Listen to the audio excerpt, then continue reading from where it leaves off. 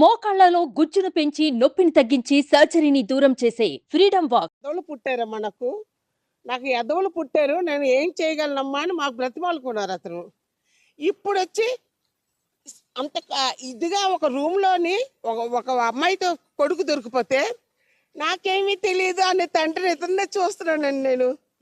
చిన్న పిల్లని అడిగినే వాళ్ళు ఏదో బ్యాడ్ పని చేస్తున్నారు, అందుకే డోర్ వేసుకొని ఉన్నారు. మధ్యాహ్నం 12 గంటలకి ఒక ఆఫీస్ రూమ్ అని చెప్తున్నాడు ఆ ఎదవ.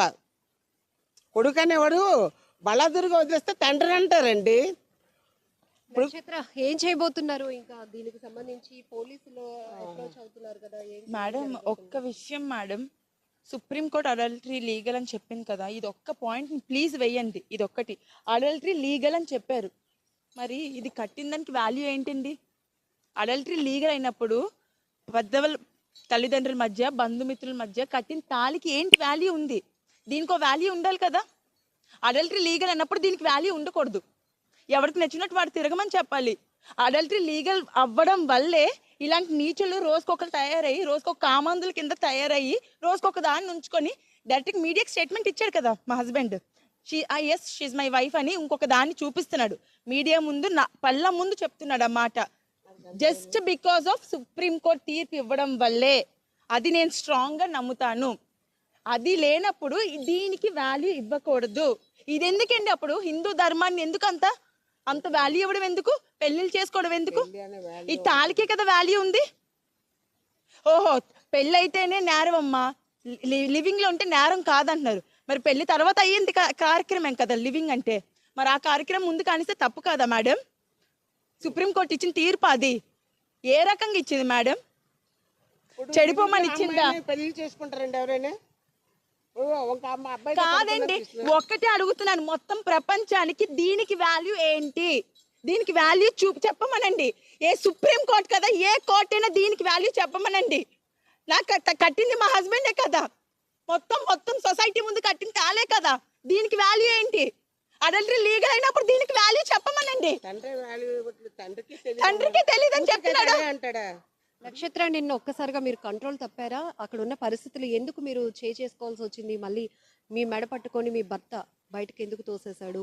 నిన్న మీరు లోపలికి వెళ్ళినప్పుడు ఎలాంటి పరిస్థితిలో మీరు కంట్రోల్ తప్పాల్సిన పరిస్థితి? మేడం, ఒక ఆడది, ఒక భార్య స్థానంలో ఉన్న నేను నా భర్తను ఇంకొక దాని పక్కన పడుకోవడం చూశాను మేడం.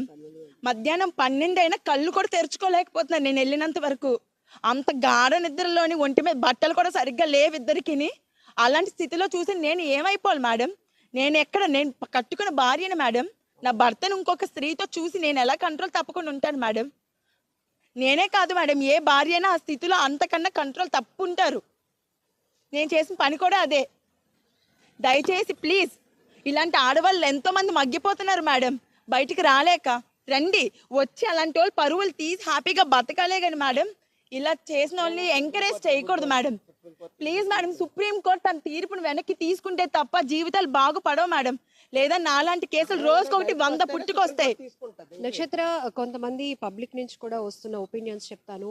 భర్త కావాలి అనుకుంటున్నప్పుడు గుట్టుగా చేసుకోవాలి, కానీ ఇలా వీధికి ఈడ్చడం ఏంటి, ఆమె ఇంటెన్షన్ ఏంటి అని రెండో రకంగా ప్రశ్నించే వాళ్ళు కూడా ఉన్నారు. కానీ మీరు చెప్తున్నారు, చాలా భరించాను, చాలా ఇంకా నా వల్ల కాలేదు, నా కూతురు భవిష్యత్తు ఏంటని ఒక్క కోణంలో మాత్రమే అతన్ని నేను యాక్సెప్ట్ చేయడానికి ఉన్నాను.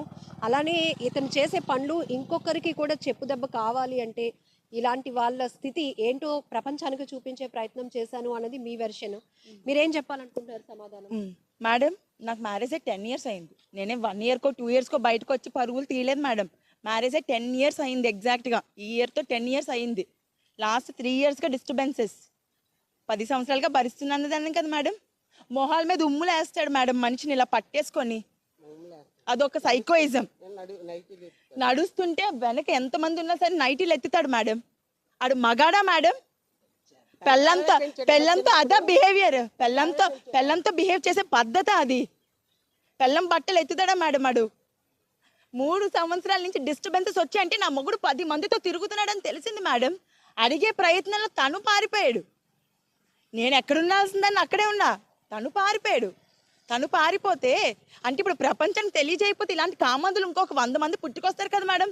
నాలాంటి హస్బెండ్ని వదిలేస్తే సుప్రీం కోర్టు ఇచ్చిన తీర్పు అడల్టరీ లీగల్ అని ప్రూవ్ అయితే రేపిస్టులు 100 మంది తయారవుతారు. రేపు ఆ రేపిస్టులను కూడా లీగల్ అని చెప్పండి.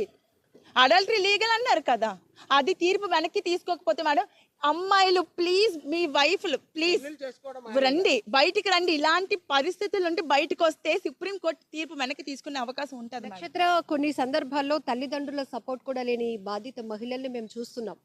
ఇప్పుడు మీకు సపోర్ట్ లేకపోతే మీరు, మీ పాప పరిస్థితి ఎట్లా ఉండేది? మేము సూసైడ్ చేసుకుంటాం మేడం. మాకు అంతకన్నా ఆప్షన్ లేదు.